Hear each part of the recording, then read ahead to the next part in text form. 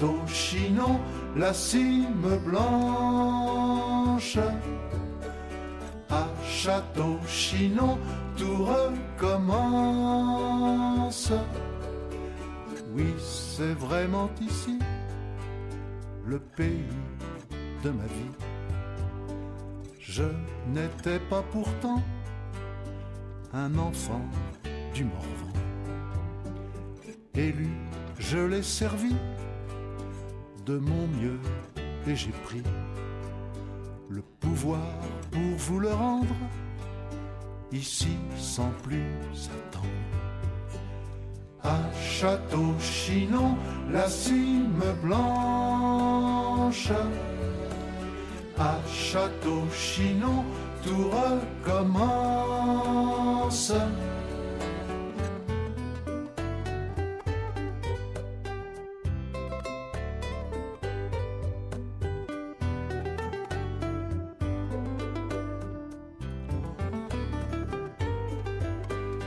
À Château-Chinon, la cime blanche.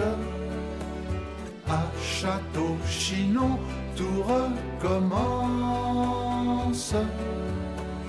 Oui, c'est vraiment ici le pays de ma vie. Devenu président, revenant très souvent. J'ai gardé comme avant ma chambre au vieux Morvan.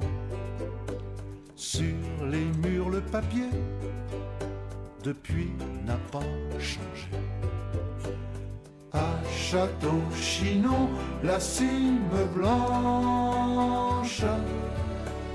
À Château-Chinon, tout recommence. Fidélité, c'est quelque chose de solide. Et notre amitié pour François Mitterrand, c'est quelque chose de solide, d'ineffaçable.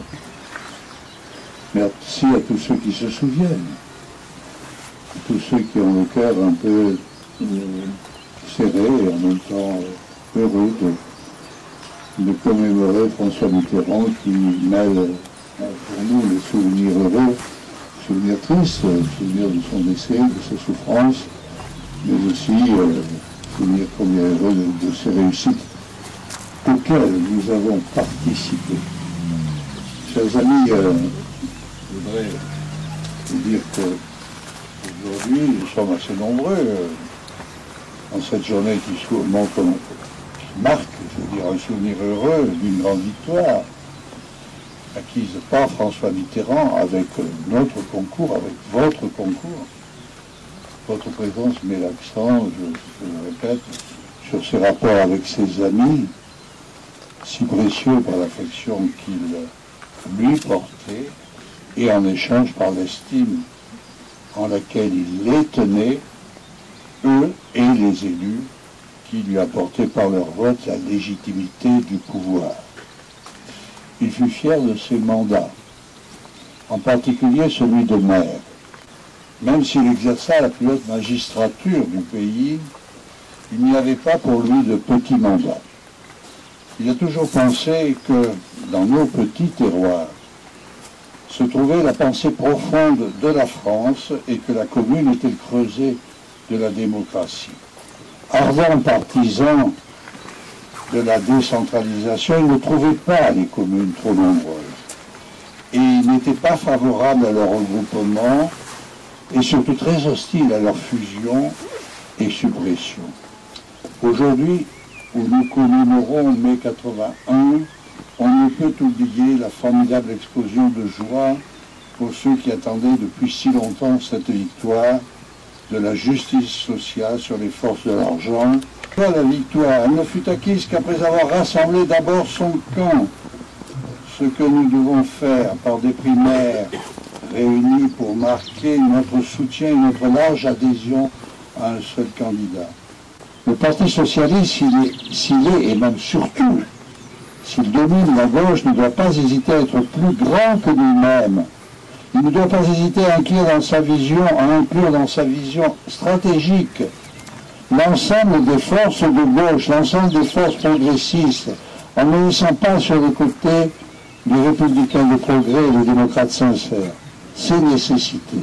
Si le Parti socialiste ne s'était pas présenté en ordre de bataille en 1981, s'il ne s'était pas fixé une ligne claire, stratégique et tactique au Congrès de Metz en 1979, soit 2 ans avant la victoire du 10 mai, aurait-on remporté la victoire en 81.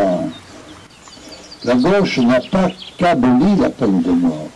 Les lois sociales, la réduction du temps de travail, l'abaissement de l'âge de la retraite, l'organisation du dialogue social dans les entreprises, la décentralisation de l'État, etc.